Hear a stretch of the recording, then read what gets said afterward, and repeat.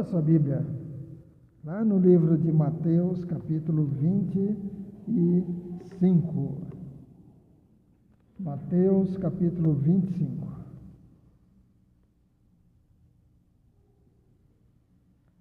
É um trecho conhecido, a parábola dos talentos.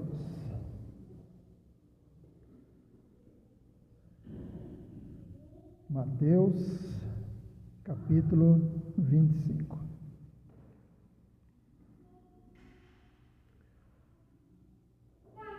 Nós vamos ler do versículo 14 em diante. Mateus 25, 14 em diante. Diz a palavra: pois será como um homem que, ausentando-se do país, chamou seus servos e lhes confiou seus bens. A um deu 5 talentos. Antes de continuarmos a leitura, a Bíblia King James traz na nota que 1 talento são 6.000 dias de trabalho.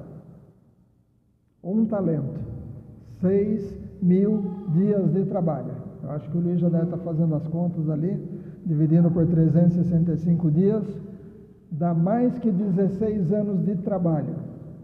1 talento. Ok? 1 talento são 6.000 dias de trabalho. Esse homem rico, ele vai sair do país, e ao invés de ele pegar o dinheiro dele e colocar num cofre, e viajar, e depois voltar e abrir o cofre, e pegar o seu dinheiro de volta, ele resolve colocar nas mãos de 3 empregados. Vamos voltar à leitura. Pois será como um homem que, ausentando-se do país, chamou seus servos e lhes confiou seus bens. De quem Jesus está falando aqui? Quem é o homem que saiu do país e deixou seus bens com seus servos? Os servos somos nós. E o homem que saiu do país é Jesus Cristo. Ele não saiu do país, aqui ele está contando uma parábola, uma história para explicar alguma coisa, mas ele é aquele que se ausentou por um tempo e vai voltar um dia. Então ele confiou seus bens. Versículo 15. A um deu 5 talentos. Se 1 talento é 6.000 dias de trabalho, então ele deixou muita coisa com esse homem. A outro deu 2 talentos, 12.000 dias de trabalho. E a outro deu 1 talento, ainda era muita coisa, 6.000 dias de trabalho. De acordo, esse pedacinho é muito importante. Por que ele não dividiu igual entre os 3? Por que ele não deu a mesma quantidade para cada um dos 3 administrar? E o versículo diz: de acordo com a capacidade de cada um deles. Temos capacidades diferentes. Alguns aqui cozinham bem, outros malemar um ovo frito. Alguns costuram bem, outros até botão de camisa, se tentar costurar, vai soltar. Cada um tem as suas capacidades e habilidades diferentes. E esse homem rico, ele conhecia a capacidade de cada um dos 3. Por isso ele deixou para um 5 talentos, para outro ele deixou 2 talentos, e para o terceiro ele deixou 1 talento. Versículo 16 diz: o servo que tinha recebido 5 talentos saiu imediatamente a negociar com eles. Porque o homem disse: eu vou voltar um dia. Você pega esses 5 talentos e cuida deles. Então, este servo grato, este servo que amava seu patrão, ele pegou esses 5 talentos, ele saiu imediatamente a negociar com eles e ganhou outros 5, do mesmo modo, o que tinha recebido 2,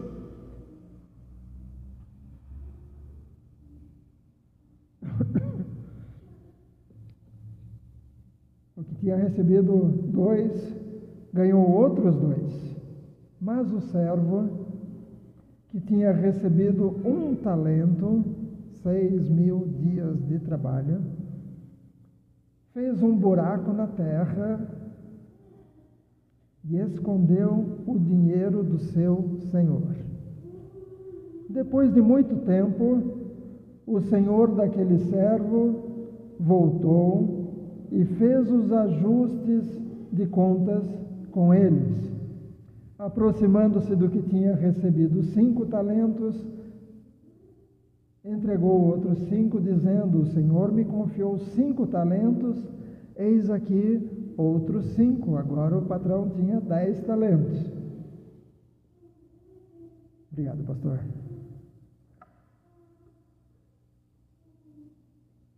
O Senhor disse: muito bem, servo bom e fiel. Você foi fiel no pouco, sobre o muito te colocarei. Venha participar da alegria do seu Senhor. E aproximando-se também, o que tinha recebido 2 talentos, disse: o Senhor me confiou 2 talentos. Eis aqui outros 2 talentos. Agora o patrão, ao invés de 2, recebeu de volta 4, que eu ganhei. Então o Senhor disse: muito bem, servo bom e fiel. Você foi fiel no pouco, sobre o muito o colocarei. O mesmo elogio de quem pegou 5 e conseguiu mais 5. Chegando por fim, o que tinha recebido 1 talento, disse: sabendo que o Senhor é um homem severo, que colhe onde não plantou e ajunta onde não espalhou, fiquei com medo e escondi o seu talento na terra. Aqui está o que é seu, 1 talento de volta. Mas o Senhor respondeu: servo mau e preguiçoso. Você sabia que eu colho onde não plantei e ajunto onde não espalhei? Então você devia ter entregado meu dinheiro aos banqueiros, e eu, ao voltar, receberia com juros o que é meu. Portanto, tirem dele o talento e deem ao que tem 10, porque a todo que tem, mais será dado, e terá em abundância. Mas ao que não tem, até o que tem lhe será tirado. Quanto ao servo inútil, lancem-no para fora nas trevas, ali haverá choro e ranger de dentes. Então nós vimos que 3 mordomos,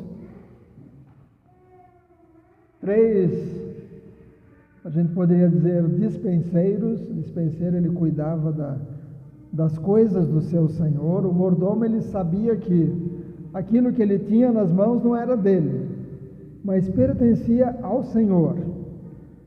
É como o gerente hoje. O gerente, ele administra uma loja, mas a loja não é dele, ele tem salário.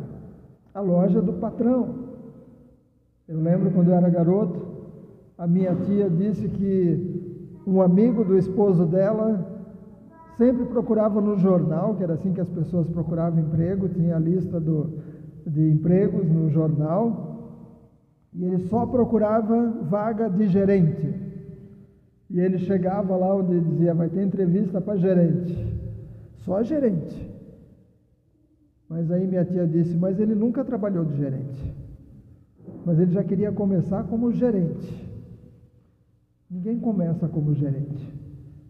Começa primeiro como uma outra função, depois vai ganhando confiança, vai ganhando, ou vai perdendo a confiança e depois não consegue mais trabalhar no local. O mordomo é um gerente. Ele toma conta daquilo que não é dele. E quando nós falamos sobre a nossa vida pessoal, nós precisamos ser bons mordomos. A gente sempre lembra daquela ideia do mordomo dos filmes de Alfred Hitchcock, que era sempre o culpado de alguma coisa, ou o mordomo, ou do Sherlock Holmes, que também geralmente o mordomo era o culpado. A gente pensa no mordomo, aquele homem que fica com uma roupa preta, segurando uma taça na mão e que leva as coisas para o patrão numa taça de prata. No conceito bíblico, seria como um gerente hoje, alguém que administra os bens do patrão, o patrão estando perto ou não. José, lá no Egito, ele foi mordomo na casa de Potifar. Ele tomava conta das coisas do Potifar. E eu e você precisamos lembrar que somos mordomos daquilo que Deus nos confia.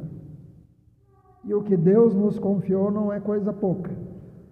1 talento, 6.000 dias de trabalho. Era muito dinheiro. Aquilo que Deus pôs na sua mão tem um valor grande. E Ele espera que quando Ele retornar, você tenha multiplicado aquilo que Ele pôs nas suas mãos. É claro que quem enterra não ganha mais nada. Vai ser exatamente aquilo que recebeu. Mas os dois primeiros receberam elogio do patrão. Bem está, servo bom e fiel. Muito bem, servo bom e fiel. Você foi fiel no pouco, sobre o muito te colocarei. Eu lembro, eu era garoto, e eu assisti uma aula sobre mordomia, e a pessoa disse, vão ser 3 T's, T de tatu: tempo, talentos e tesouros.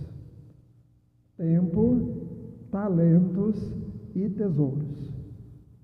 São 3 coisas, 3 áreas que nós precisamos lembrar que não nos pertence. O nosso tempo não é nosso, os nossos talentos não são nossos e os nossos tesouros também não são nossos. Salmo 37, versículo 3 em diante, diz, confie no Senhor. Salmo 37, versículo 3. Confie no Senhor e faça o bem. Habite na terra e alimente-se da verdade. Agrade-se do Senhor e Ele satisfará os desejos do seu coração. Seja um filho obediente, em outras palavras. Um filho que honra o pai. E Ele vai te abençoar. Entregue o seu caminho ao Senhor. Confie nele, Sara, e o mais Ele fará. Fará com que a sua justiça sobressaia como a luz e que o seu direito brilhe como o sol ao meio-dia. Descanse no Senhor, espere nele. Não se irrite por causa daquele que prospera em seu caminho, por causa do que realiza seus maus desígnios. Entrega o teu caminho ao Senhor, confia nele, e o mais Ele fará.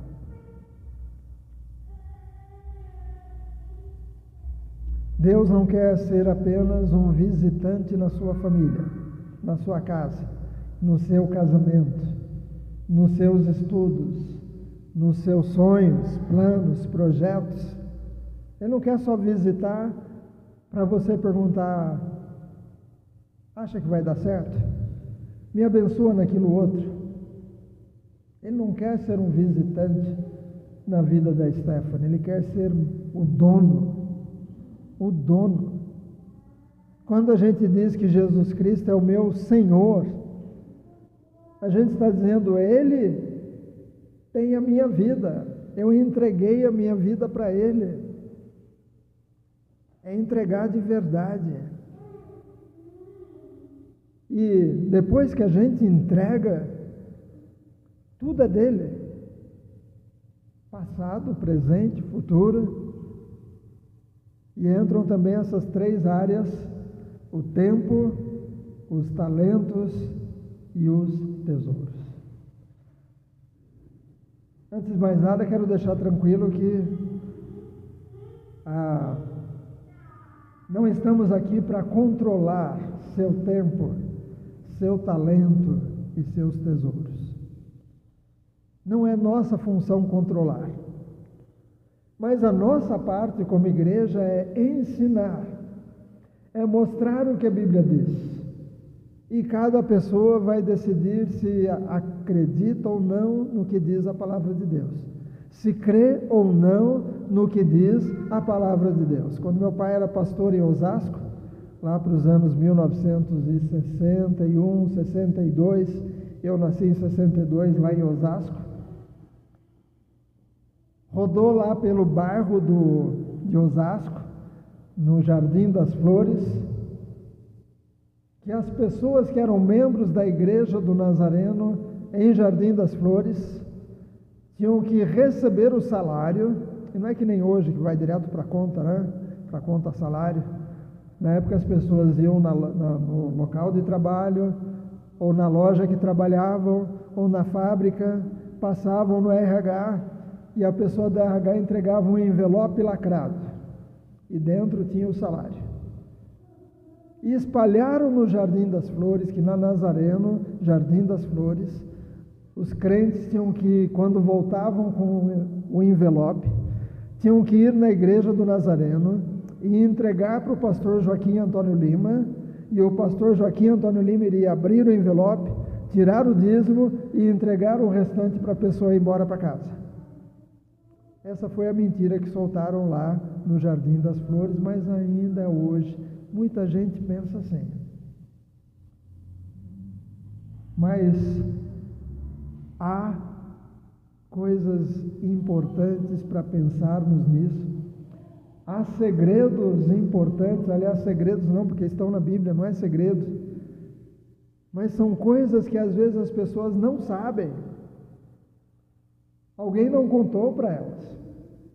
A pediatra da Jaqueline e do Dudu, que aliás estudou na mesma época que a Jaqueline, acho que não foi da mesma turma, mas estudou no mesmo colégio. O pai dela era muito amigo do meu pai. Mas a doutora Larissa recebeu amostra grátis de uns sachês para atletas, que depois de praticarem esportes que exigissem muito, esses sachês deveriam ser abertos e dissolvidos em água para repor os sais minerais, para o atleta se recuperar rápido. E a médica pensou: mas eu trabalho com crianças, não com atletas. Mas ela leu o rótulo e ela pensou: mas serve para as minhas crianças quando elas estão com desidratação. E ela falou para a Jaqueline, deu algumas amostras grátis para a Jaqueline, e a Jaque mostrou para a pastora Lúcia, e aí ela já pensou logo no famoso lá em casa que toda vez que viajava ficava doente. Eu mesmo. A gente saía de viagem, era pequeno, ia para a praia grande, chegava lá, eu ficava doente, todos os dias das férias. desidrato muito fácil. A pastora Lúcia disse, vai servir para o Daniel. E de repente o Luiz já tomou posse também. Quando ele trabalha duro, que soa bastante, trabalha no sítio ou trabalha aqui na igreja. Aliás, eu preciso consertar um erro que eu falei semana passada, que eu disse que aquele é o último entulho. Eu voltei para casa e pensei, não, tem o outro muro ainda. Tem mais um entulhinho para o lado de cá que vai sair quando a gente derrubar esse pedaço do muro e colocar um portão de correr aqui para a vaga de cadeirante e a outra vaga lá que deve ser para a terceira idade ou alguma coisa assim. Então ainda vai ter outro entulho. Então ainda não estamos livres dos entulhos. Eu já estava dando glória a Deus pelo final dos entulhos. Mas quando o Luiz trabalha pesado, ele chega em casa, dissolve aquilo e rapidinho recupera. Eu também, quando eu tenho aquele dia que eu trabalhei muito, eu chego em casa, a pastora já disse, toma isso aí. E todos nós, a Jaque, a pastora Lúcia, eu, a gente faz propaganda para todo mundo. E como a Jaque lembrou outro dia aqui na escola dominical, a gente não ganha nada. Mas funcionou para nós. E a gente quer compartilhar algo de bom para quem quiser. Tem gente que vai olhar e vai dizer, imagina que isso funciona. Para mim não vai funcionar. Tudo bem, mas para mim funcionou. Se a pessoa experimentar, pode ser que funcione para ela também. Da mesma forma, essa questão de tempo, talento e tesouros é algo que, se nós soubermos usar e colocar o nosso melhor do nosso tempo, melhor do nosso talento e melhor dos nossos tesouros, nós mesmos vamos ser abençoados. A gente compartilha porque é algo que vai abençoar tanto vocês que estão aqui hoje, como os que vão ouvir as mensagens esta mensagem daqui a algum tempo. Se colocarem em prática, vão perceber que Deus é bom. Deus é bom. A gente pega com a nossa mão e coloca o nosso tempo nas mãos de Deus. A gente coloca os nossos talentos que Ele mesmo nos deu nas mãos de Deus. Os nossos tesouros nas mãos de Deus. Mas depois Ele, com a mão dele, coloca na nossa vida tempo, mais talentos, mais tesouros. É assim que funciona. Alguém disse que se você quiser que Deus abra os tesouros deles para você, primeiro você tem que abrir o seu. Não é o contrário. Deus, se o Senhor abrir os seus tesouros para mim, eu... É o contrário. Desde o Velho Testamento até hoje de manhã, estou falando do passado, e o começo do culto já é passado, desde o Velho Testamento até meia hora atrás, muita gente dedicou o seu tempo para que tudo acontecesse. Os apóstolos dedicaram tempo indo para as cidades, indo e multiplicando aquilo que eles receberam de Jesus, compartilhando aquilo que eles receberam de Jesus, viajaram. E hoje a gente viaja, houve um tempo que o pessoal ia para o aeroporto de terno e gravata. Hoje a gente vai no aeroporto ou para viajar, para despedir de alguém, daqui a pouco você olha alguém lá com as passagens na mão, de havaiana no pé, né, uma roupa, parece que levantou da cama e veio direto para o aeroporto. E assim que viajam hoje. Mas houve um tempo que viajar era uma coisa assim, rara. O pessoal da igreja ia no Viracopos para despedir do meu pai com um lencinho branco. Isso porque ele ia lá para Brasília, ou para o Rio de Janeiro, alguma coisa assim. A igreja ia para o aeroporto para despedir do pastor que ia viajar de avião. Hoje é tão normal, as pessoas viajam assim a trabalho e coisa e tal. Mas muita gente deu seu tempo, desde lá do Velho Testamento. Os apóstolos, os profetas, a igreja, missionários. Pessoas vieram ao Brasil quando aqui era só império. Chegaram aqui e não podiam nem construir templos, porque havia a religião oficial do Estado, que era a religião católica. Não havia separação como hoje. Na Argentina, até tempos atrás, não sei se ainda é assim, para ser presidente tinha que ser católico, porque Estado e religião lá andavam juntos. Eu não sei se ainda é hoje assim, mas alguns anos atrás ainda era. Se o evangélico quisesse ser presidente, não podia. Só católico podia ser presidente na Argentina. Mas no Brasil, durante um tempo, os protestantes, como eram chamados, eles não podiam construir templos. Tinham que fazer casas de reunião, mas não podia ter aparência de igreja.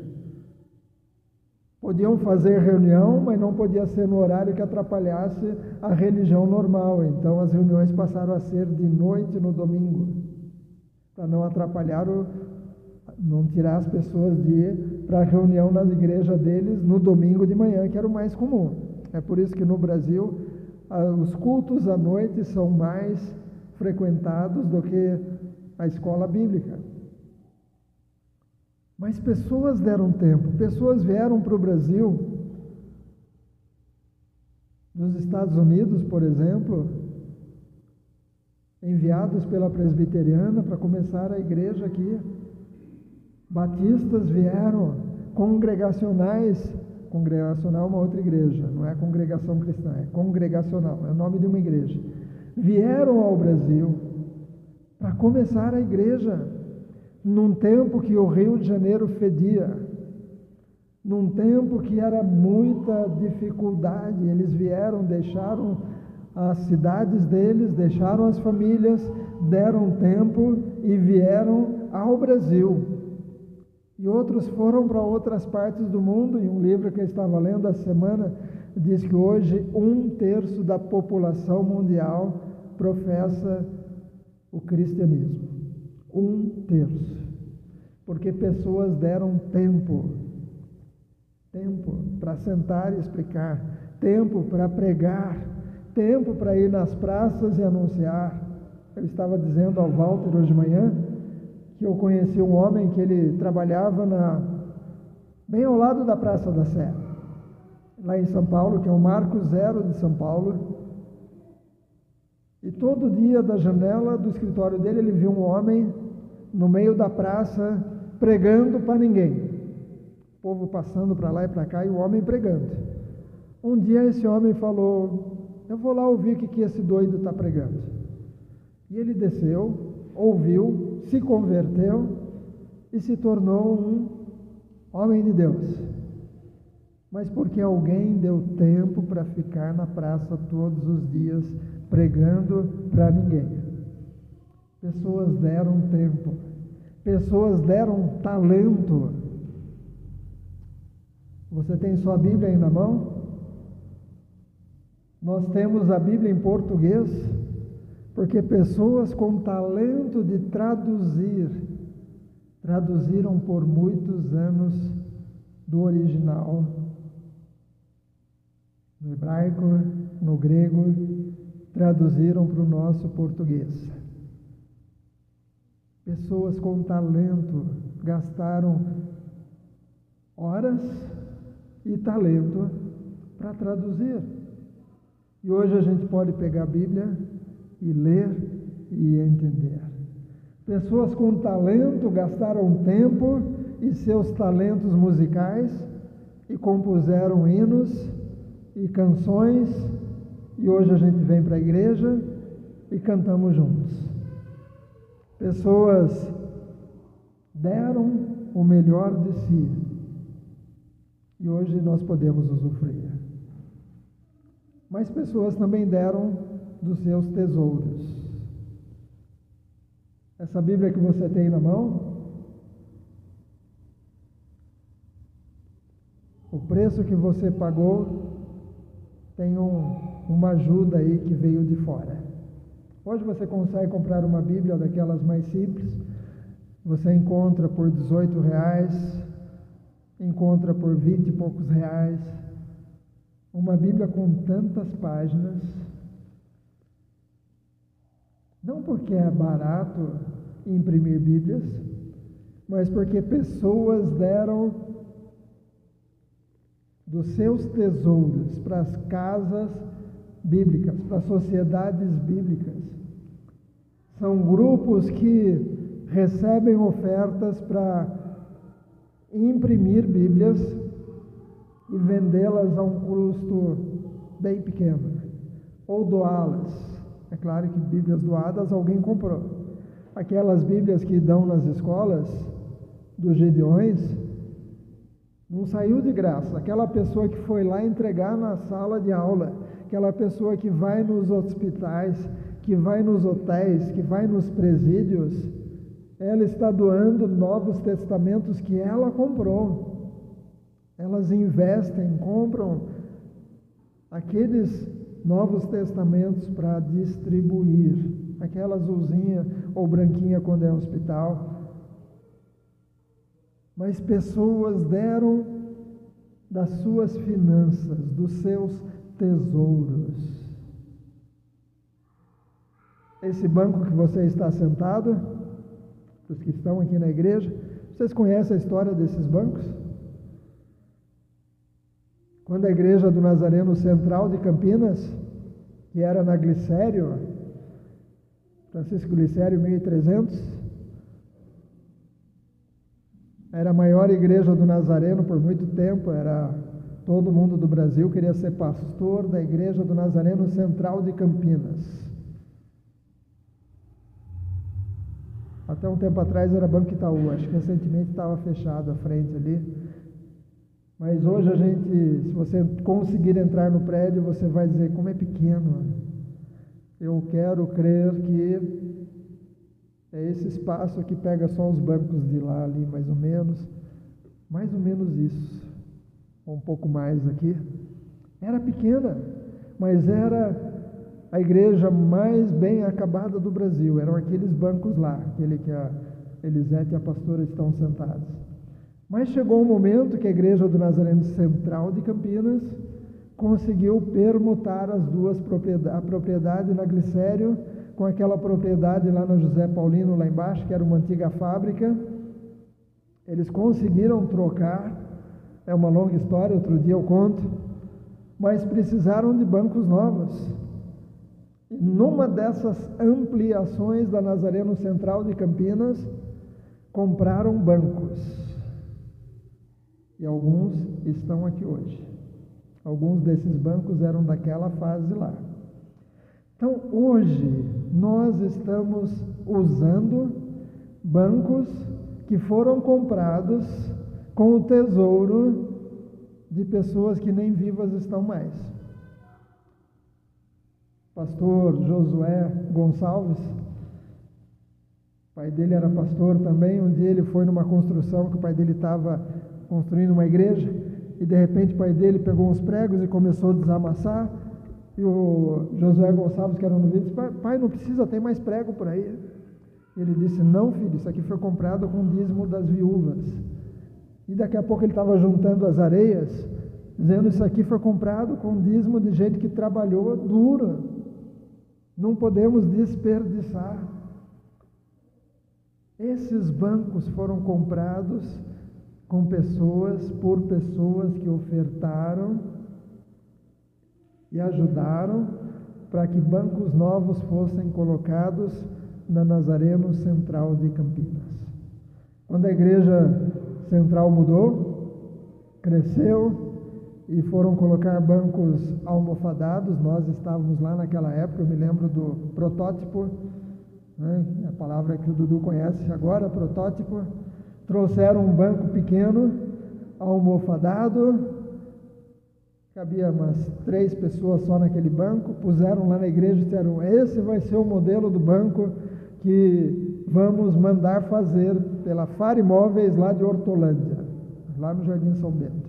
não tem mais a fábrica. O Rogério trabalhou lá, ajudou a fazer os bancos da central. Compraram bancos novos, almofadados, e mandaram esses bancos para a igreja de Indaiatuba. Indaiatuba usou por alguns anos. Depois, quando decidiram colocar cadeiras individuais, me chamaram, e também ao pastor Marcel, e o pastor Silas disse: eu tenho bancos para doar, só tem que vir buscar. E lá fomos nós buscar esses bancos lá em Indaiatuba, estão nos servindo hoje aqui. Olha que interessante, nós hoje estamos sendo beneficiados, porque pessoas ao longo dos anos deram o quê? Vamos dizer juntos? Tempo, talentos e tesouros. Precisamos ser gratos por isso. Precisamos agradecer a Deus, porque Ele tem nos abençoado e muito. Um dia vamos trocar os bancos. Amém? E aí esses bancos irão para outro lugar. Mas olha que interessante.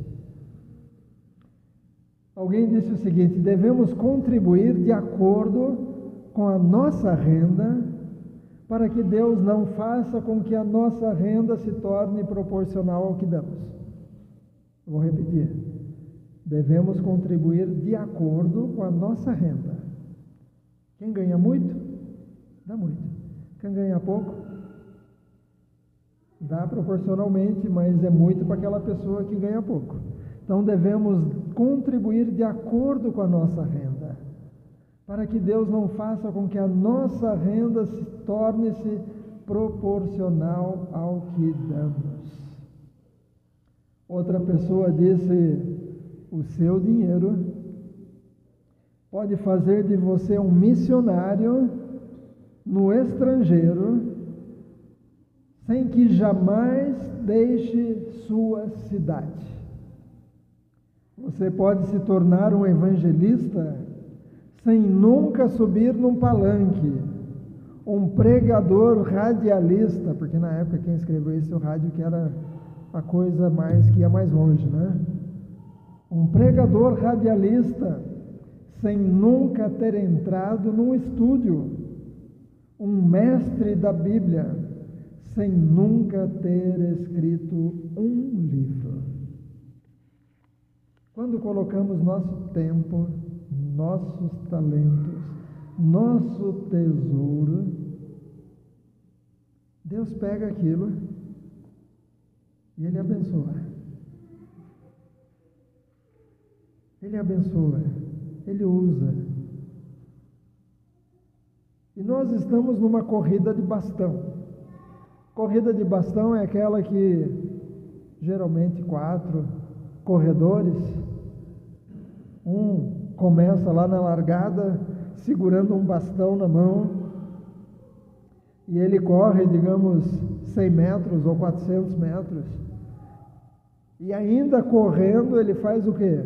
Ele entrega para o outro corredor do mesmo time que já está correndo, começou a correr também, porque ele não pega o bastão para começar a correr, ele já começa a correr junto, e um vai correndo ao lado do outro e entrega o bastão, e aquele corre mais um pouco e entrega o bastão para o outro corredor, que passa para um outro que corre bastante até chegar na linha de chegada. Não é só o último que chega na linha de chegada que ganha o prêmio. Todos os vencedores da equipe sobem no pódio, porque cada um fez a sua parte. Nós estamos numa corrida de bastão.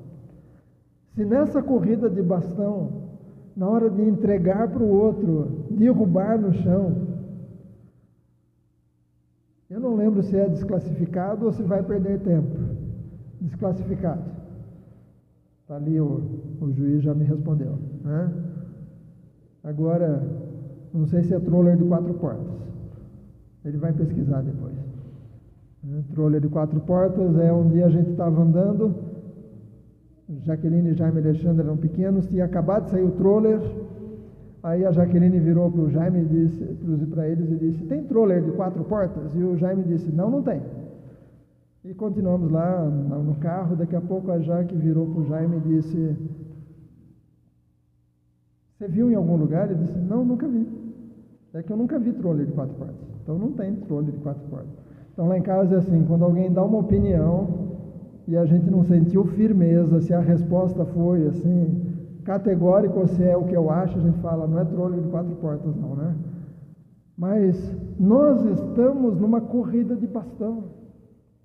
Pessoas antes de nós, desde lá do Velho Testamento, correram e foram passando o bastão. E aí Jesus vem e treina os apóstolos, e eles vão correndo e passando o bastão, e foram passando, e missionários foram passando, chegou ao Brasil, a igreja cresceu no Brasil, e cada época tem gente nova, porque e nós hoje, nós falamos até agora do passado, até antes de começar o culto, o nosso presente a gente tem que pensar, hoje, eu preciso dar o meu tempo, os meus talentos e os meus tesouros, o meu melhor, porque através de mim, outros vão um dia participar de uma igreja maior que essa, ou talvez com bancos melhores que esses, ou talvez com um sistema de som melhor que esse, assim como nós estamos hoje usufruindo de coisas que pessoas contribuíram 20, 30, 50 anos atrás. Toninha me disse que faz 27 anos que ela está aqui, ou perto disso, né? O tempo passa, o tempo voa, e você conhece o resto da frase. Mas daqui a algum tempo, daqui a 10 anos, quem vai estar aqui na frente? Daqui a 10 anos, Dudu está com 17. Daqui a 15 anos, quem vai estar dando aula? Quem vai estar pregando? Quem vai estar cuidando das classes? Quem vai ser da junta da igreja? Quem vai ser? Nós hoje estamos com o bastão na mão. E nós precisamos dar o nosso melhor hoje. Melhor do nosso tempo, melhor do nosso talento, se é cantar, cante, se é costurar, costure, se é preparar bolo, prepare, se é fazer chá de misturinha, faça, se é contactar pessoas, contacte, se é cuidar da manutenção da igreja, faça. Eu não sei qual é o seu talento,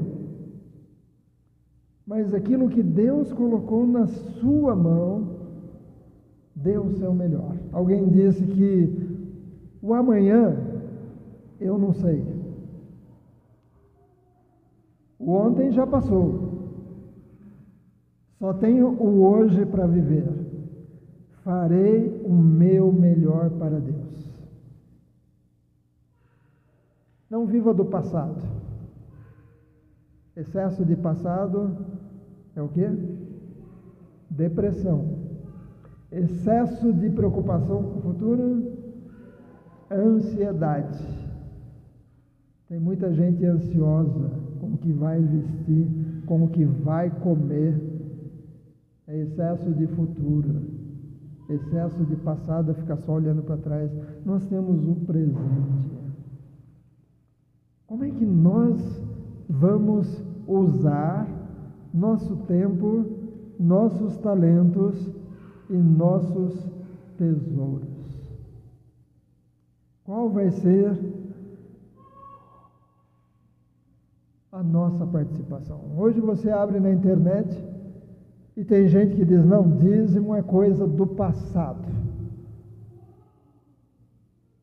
E aí ele vai falar, vai tentar justificar, e ao final ele vai dizer, ó, está aqui o Pix do nosso grupo. Em outras palavras, ele vai tentar levar para lá. Eu vi uma foto de uma igreja que estava uma faixa na frente dizendo: aqui o dízimo é de 8%. Em outras palavras, vem para cá, aqui está em promoção, dízimo de 8%. O Vascão, quando a gente começou a alugar a casa de baixo, um dia ele estava bravo e ele disse: aonde está escrito na Bíblia que dízimo é 10%? Eu falei: é como dúzia. Se você for na feira e tiver lá dúzia da banana a não sei quantos reais, e você chegar em casa e abrir a sacola e tiver 10, você vai fazer o quê? Se a feira for perto, você volta. Se for longe, não compensa. Você vai voltar lá e dizer: eu comprei uma dúzia, você me mandou 10. Não adianta o feirante dizer: não, aqui a dúzia é de 10 bananas.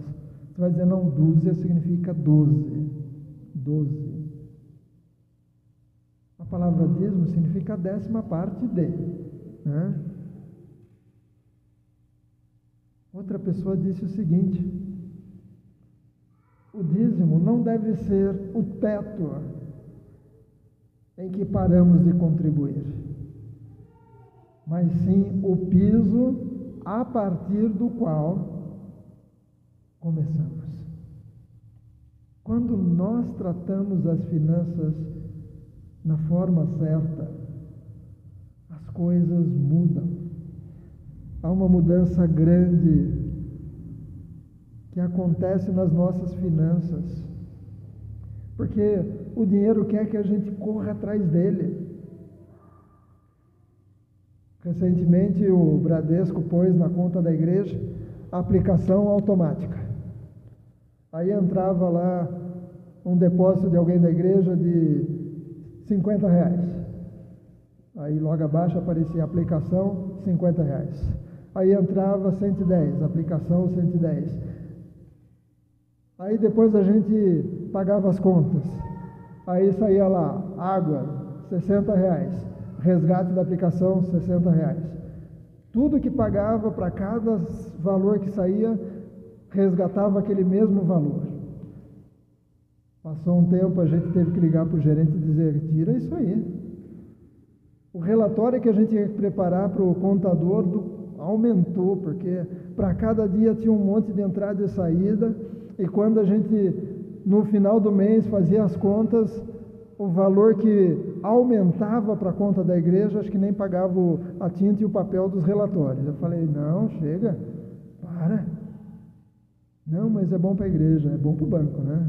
Não para a igreja. O banco é que quer ter o seu dinheiro na mão dele para ele usar onde quiser. Enquanto está na sua conta, é diferente.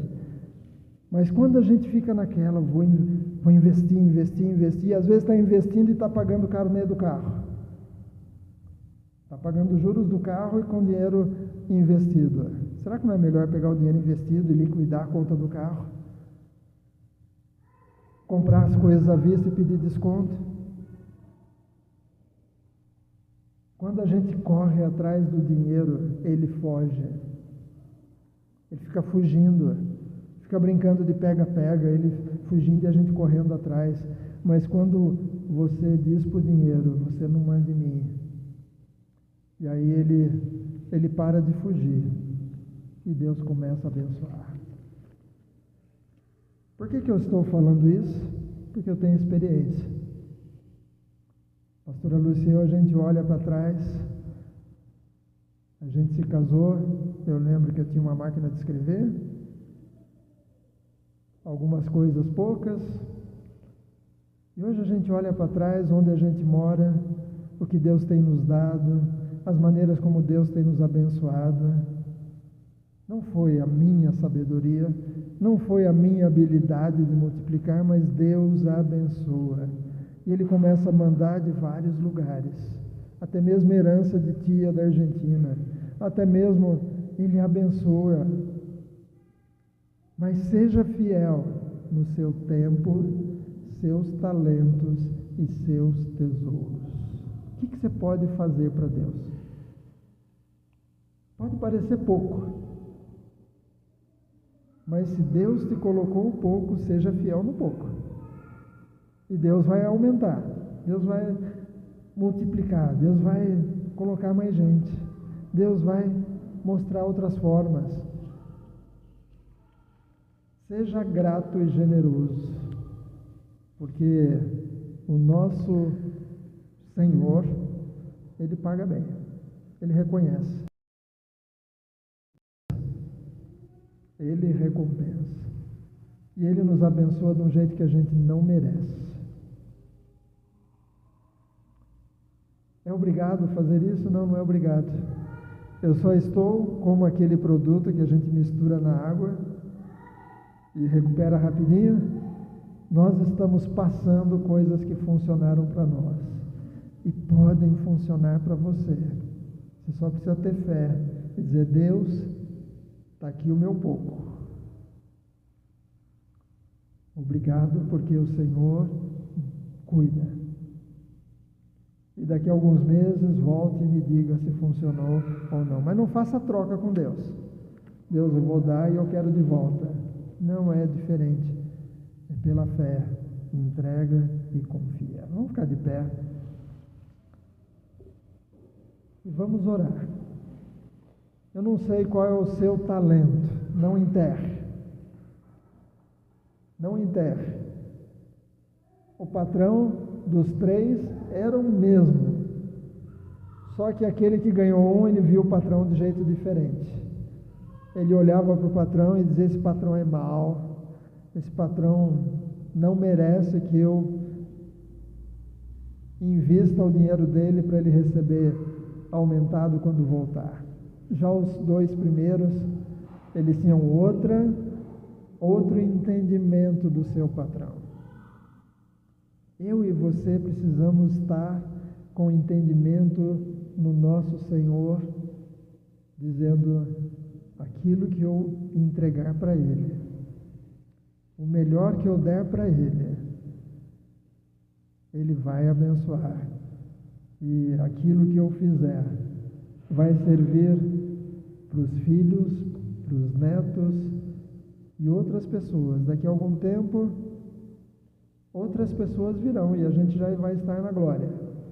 Mas outras pessoas estarão usando aquilo que eu e você compramos. Aquilo que eu e você compusemos de música. Aquilo que eu e você fizemos na obra dele. Outras pessoas vão olhar e vão dizer: alguém veio antes aqui e organizou a igreja, graças a Deus. Vamos orar? Deus, obrigado, porque essa informação é poderosa.